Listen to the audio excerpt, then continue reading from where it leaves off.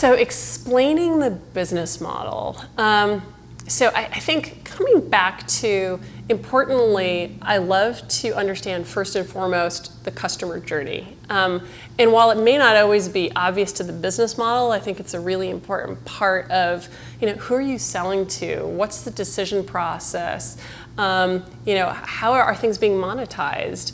And understanding the customer and the customer's role in that at least helps give more context on the belief or the assumptions behind the ultimate business model. And so, starting with the customer journey is one thing, but then the second half of that is, okay, let's dive into your model and the assumptions around your financials that really get to the core of how you expect this business to evolve. And that's where then you can push on and say, well, I'm not sure I agree with your numbers around, churn or conversion. And then you can start to tweak those and see how sensitive the overall model is to it. So there's that level of nuts and bolts.